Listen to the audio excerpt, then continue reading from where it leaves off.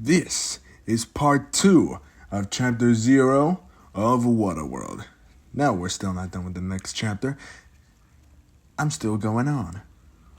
Last time we left off, the 5 colorful aliens, On, Scythax, Ombie, Leothar, Levani, all of them were staring at the sky, seeing the same cylinder-shaped space pod that, upon getting a closer look, struck them with a sense of familiarity. Also, I don't think I'm going to be doing AI voices anymore. It just, for me, seems cheaper. So instead, I'm just going to be using my own voice to cover for the other characters.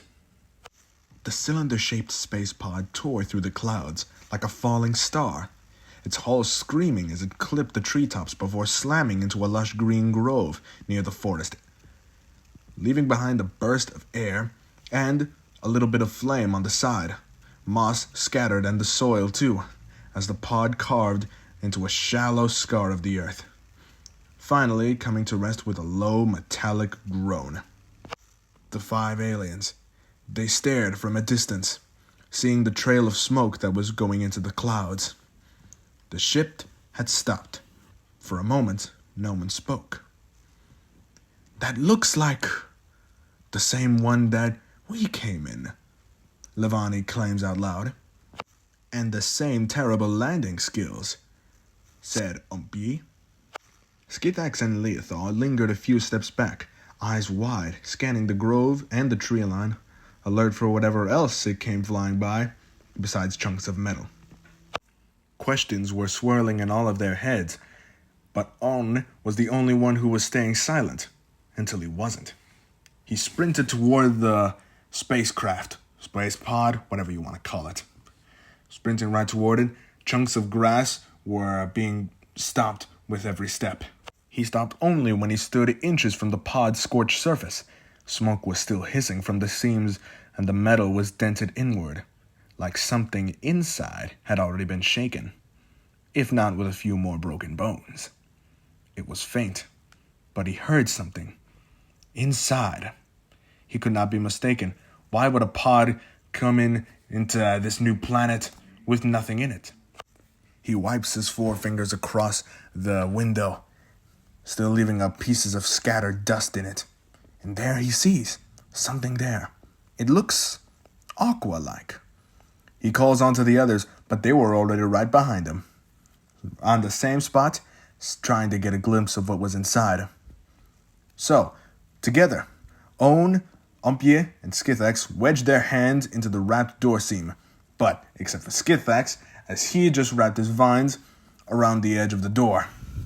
The metal shrinked in protest as they pried, muscles straining, until the door finally gave way with a sharp snap, collapsing outward onto the grass. Dust hit them in the face, and they swept it away. They looked inside. Well, On did, scanning for whatever he saw through the window.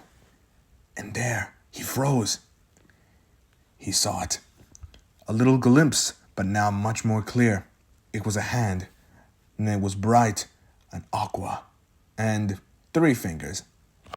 An aqua-colored alien, small, barely conscious, chest rising slowly. Their body was bruised, and their limbs limp. Their eyes were only stuck in a half-wink, as she was still clinging on to consciousness. On's breath was caught. He said, "No way." "It looks like our popularity has stretched out far and wide." But he shut himself out quickly, as it was probably best for him not to talk so loud. They carefully lifted the aqua alien out, laying her gently on the grass beneath the open sky. Levani takes a closer look. "She is alive, I think," she says. Leothar takes a turn in staring too. "Stabilize first, talking later," she states. But then the aqua alien stirred. Then suddenly her eyes burst open, and she immediately lunges out forward, accidentally headbutting Ombie, which then she retracts by laying back in the grass because his head is way too thick. Everyone reassures her that she needs to collect her thoughts first, but then she slowly picks herself up much more easily now, with still now a bit of a bruise in her head, if there weren't any more on her. She looks around at all of these 5 colorful faces, and she says out loud, "I made it."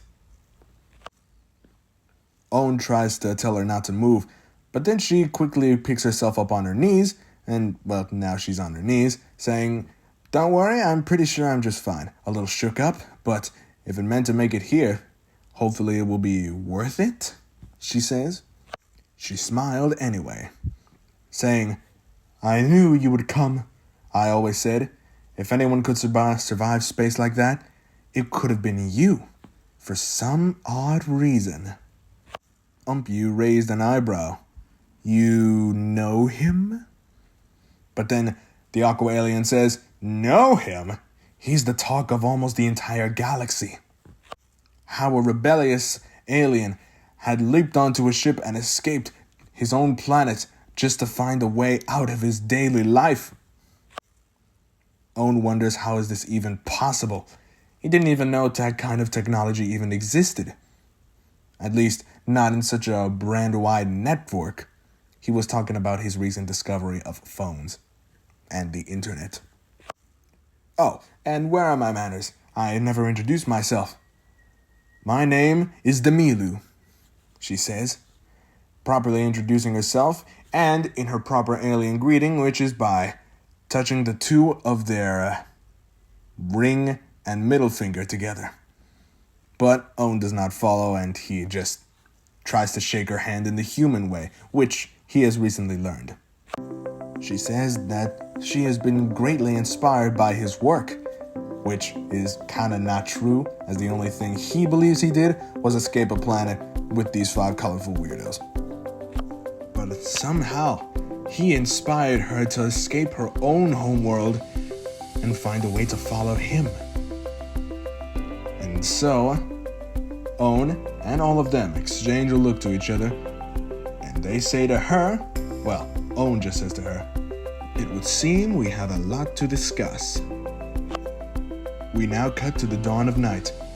The 5 have led the Milu to their own little home sanctuary, the irradiated place, if you can remember. The rest of this is pretty long, so I'll try to go over it as quickly as I can. They tell her about the wonders of this world that they have seen, how there are many bad things, but also good things, and they're always trying to win in a constant war over who gets to have the most power. But the one thing that they have been amazed most of are the residents of this world, the humans. But then they continue to talk about how their lives were in their own homeworld, and how they never really wanted to leave. But after discovering this, a large part of them wants to stay. Demilu asks Owen, now all surrounded by a campfire that they have made thanks to the cracking skills of Umpyu. She asks him, "Don't you miss home?" Owen replies, "Of course we do, but one day we will come back. One day." And this is just a personal note. Hopefully, there will still be open arms, wide open for them.